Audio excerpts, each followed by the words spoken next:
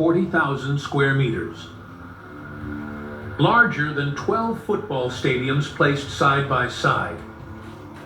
These are the measurements of the platform where the temple stood. But what few people know is as this platform was built, because what existed here before was just an uneven mountainside. Let's walk inside the most ambitious structure ever built in Jerusalem. Exactly as it was 2,000 years ago. To expand the ancient temple, Herod ordered the creation of an artificial terrace so large and so precise, which, even today, modern engineers ask themselves, how was this possible without machines? The builders began by cutting stone blocks with up to 12 meters long, despite 80 to 150 tons. But this is just the beginning.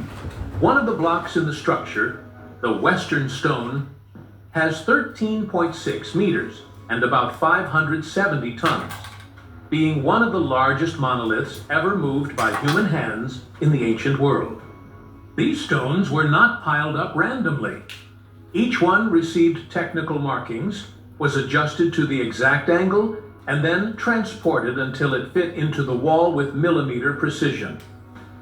Once the outer walls were finished, the most time-consuming stage began, filling everything inside with compacted earth, gravel, and alternating layers of smaller stones, a process that transformed the slope of Mount Moriah into a completely new artificial platform.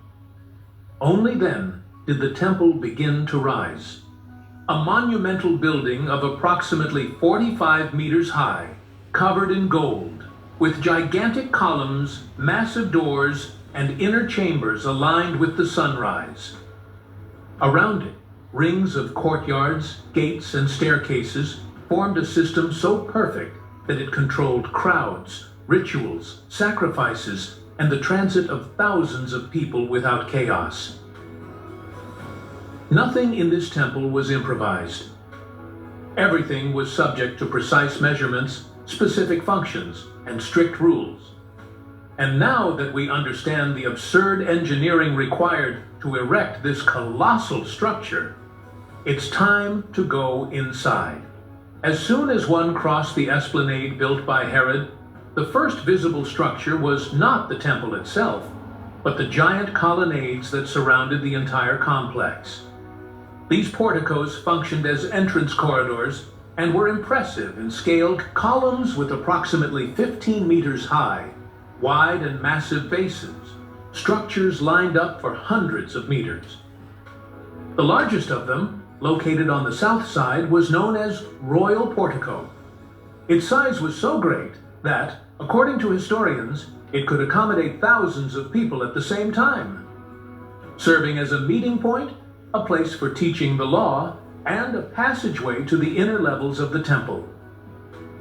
On feast days, Jerusalem received hundreds of thousands of visitors, and these colonnades were essential to avoid congestion and maintain a constant flow of people towards the central courtyards. The walkways were paved with large slabs of polished limestone, arranged in symmetrical sections and separated by rows of double columns. These structures created wide corridors, designed to withstand heavy traffic. From the top of these porticos, it was possible to observe the precise division of the complex, outer courtyards, access barriers, and the separation between each sacred area. The temple was organized in concentric layers, and the porticos marked the beginning of the first one. They served as the outer boundary of the sacred space. From there, the rules, the levels of ritual purity, and the restrictions that gradually reduced the number of people allowed to proceed began.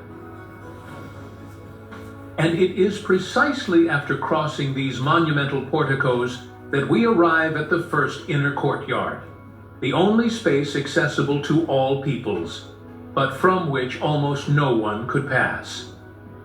After passing through the monumental porticos, the visitor arrived at the first large interior space of the complex, the Court of the Gentiles. It was the largest area in the entire temple, designed to accommodate people of all nations, Jews and non-Jews, as long as they respected the basic rules of the place. This courtyard was huge.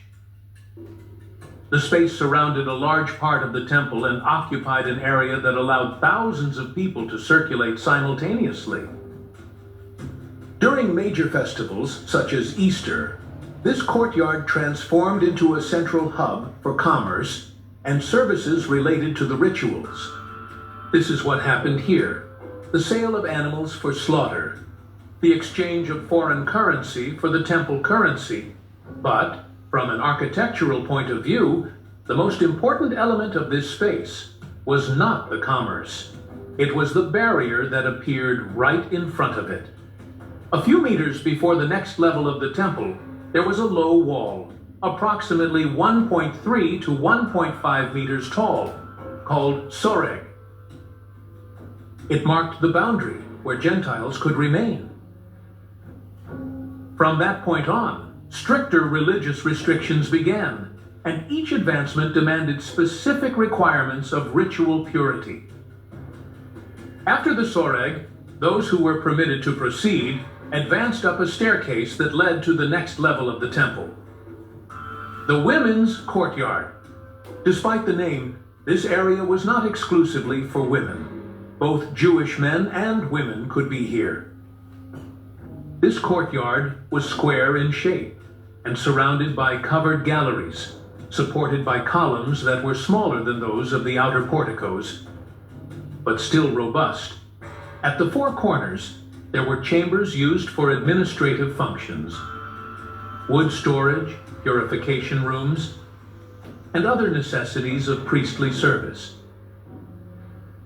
The women's courtyard served as transition point amidst the wide and bustling space of the Gentiles and the inner levels of the temple, where access became increasingly restricted. This courtyard was also where many families gathered before moving on to the next level.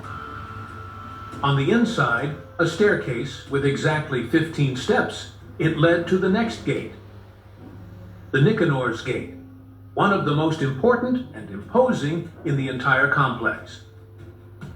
This gate served as access to courtyard of the Israelites, where only Jewish men in a state of purity could enter. Nicanor's Gate stood out for its size and material. It measured approximately 20 meters high, with door frames and panels coated in bronze. The gate had large metal hinges and a robust mechanism that allowed it to be opened sideways during ceremonies, when the flow of people increased. After passing through the Nicanor Gate, one would arrive at courtyard of the Israelites, a narrower and much less spacious area than the previous levels. This courtyard was elevated in relation to the women's courtyard, and its height visually reinforced the idea of spiritual progression. Only Jewish men with ritual purity were allowed to remain here. The main function of this courtyard was to allow these men to observe and participate, from a distance, in the ceremonies performed at the altar. Therefore, the space was completely aligned with the Holocaust altar, which dominated the center of the area immediately ahead. The separation between this courtyard and the next level, the courtyard of the priests, was marked by a kind of low balustrade, creating a discrete but firm division that determined who could proceed. This courtyard also served as a meeting point for Israelites who brought sacrifices. They would hand over their animals to the priests at that place, who would then lead them to the altar.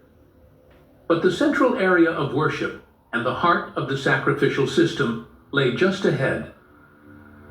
Upon passing the boundary of the court of the Israelites, one arrived at the space where the core of the daily worship took place, the courtyard of the priests. From this point on, everything that happened was directly linked to the sacrificial ritual. In the center of this courtyard, occupying a dominant position, was the Holocaust altar. The altar measured approximately 15 meters wide, 15 meters long, and 4.5 meters high. It was a massive structure made of carefully cut stone blocks, coated with a layer of special lime to withstand the constant heat. On the south side of the altar, there was a wide ramp built with a gentle slope to facilitate access for the priests who carried the animals and offerings. This ramp had no steps because the law forbade priests from climbing steps to avoid any undue exposure of the priestly robe. Day and night, every day of the year, the flame remained lit. This continuous fire required an enormous amount of firewood, and therefore one of the temple's departments was dedicated exclusively to the storage, inspection, and transportation of wood. Caitlin Clark from the logo! Life would be easier if I could do everything from the logo. Allow me to assist. Mitch. Now that's a tomato. Sheboygan. The answer is Sheboygan. State Farm with the assist.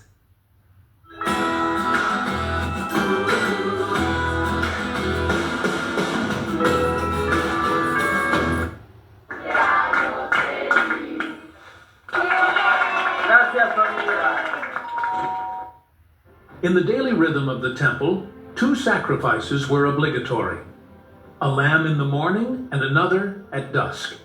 But in addition to these, there were voluntary offerings, sacrifices brought by families, specific purification rituals, and collective ceremonies during major festivals. On the north side of the altar was the slaughtering area, where the animals were prepared. This courtyard was also the point where the priests took their portions of the offerings and prepared to enter the inner areas of the temple. Before any priest could approach the sanctuary, there was an essential requirement: ritual purification.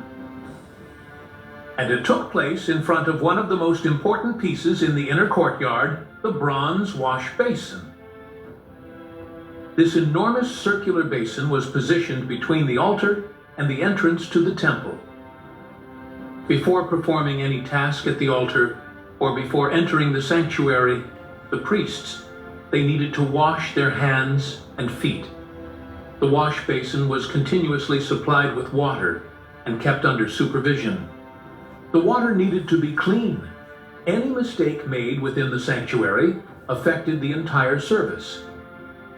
Therefore, each priest needed to be sure that he was physically prepared before interacting with the inner objects: the menorah, the table of the bread, and the altar of incense. This place was the holy place. And that's where we're going now. A closed, restricted space, meticulously constructed to function as an area for continuous sacred service. Walls, ceiling, and floor were covered with pure gold. This coating was not superficial. Wooden panels were covered with gold leaf and precisely fixed, creating an interior that reflected light in all directions. The holy place contained 3 essential objects.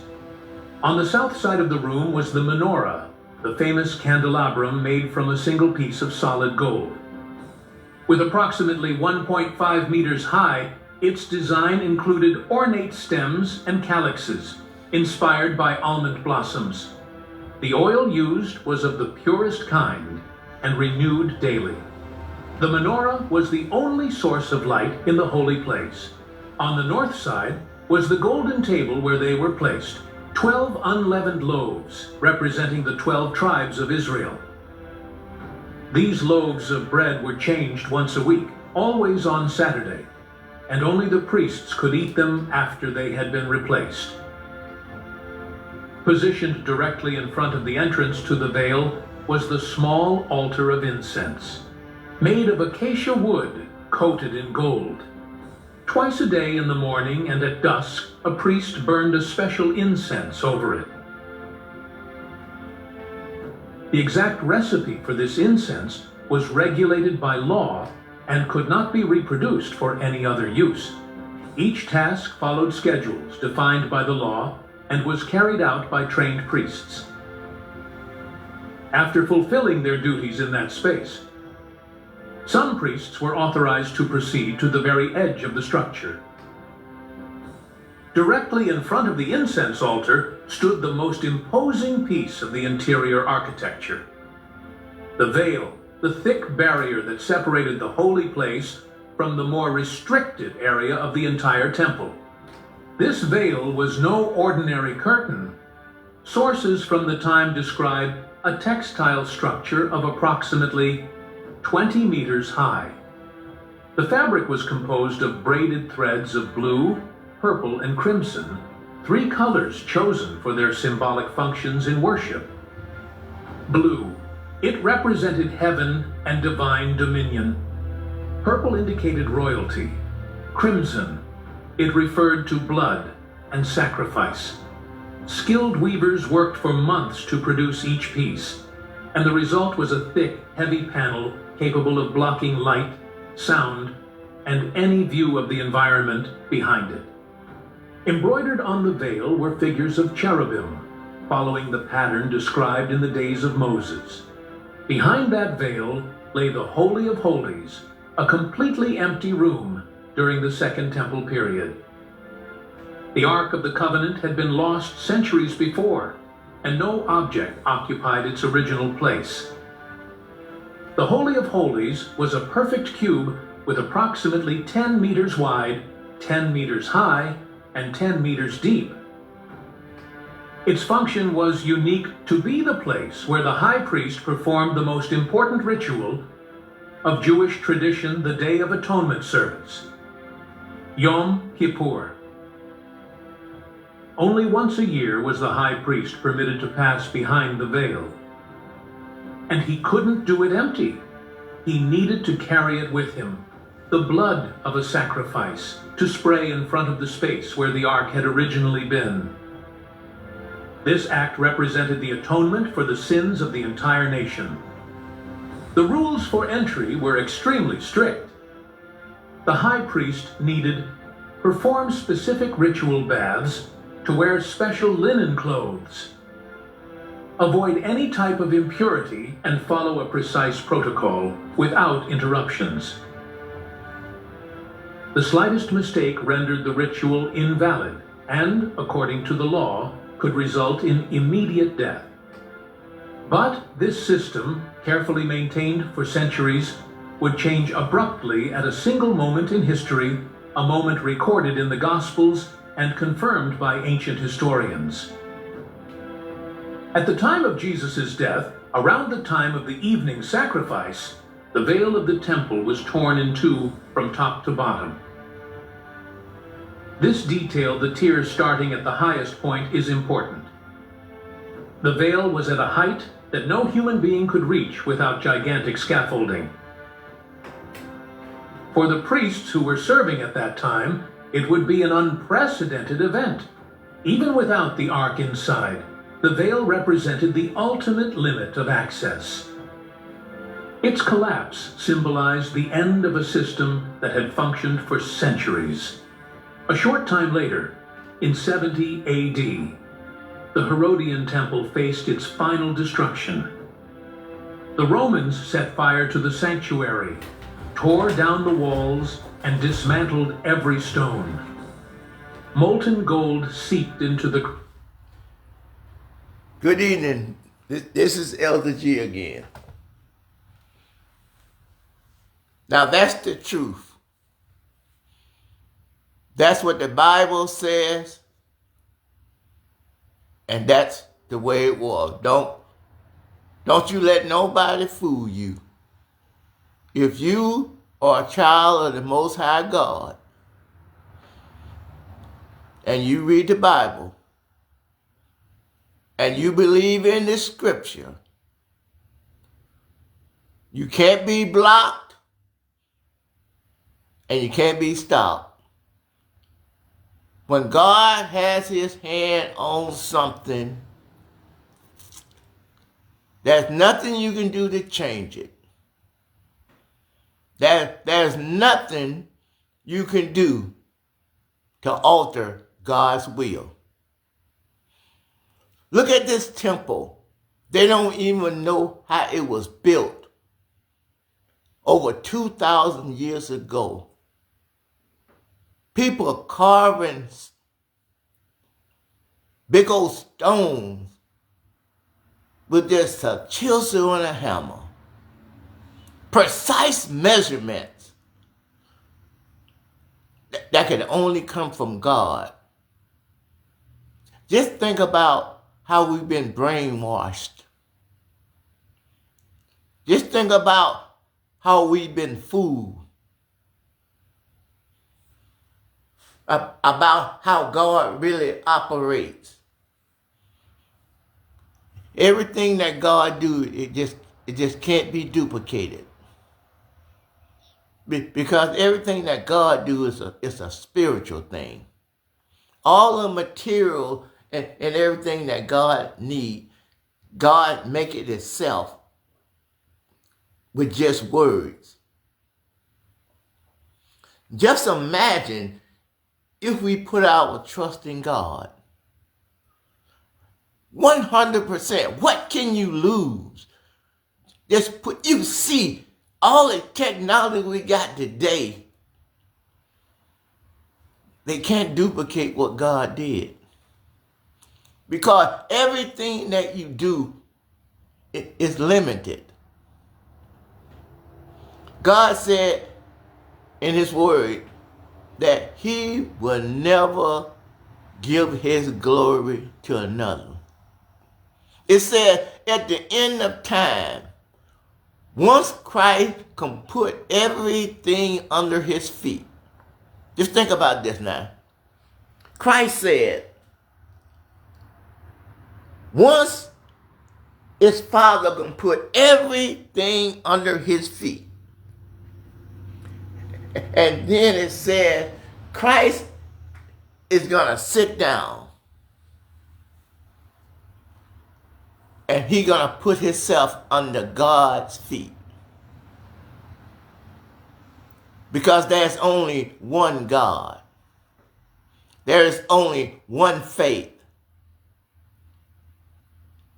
And there is only one baptism.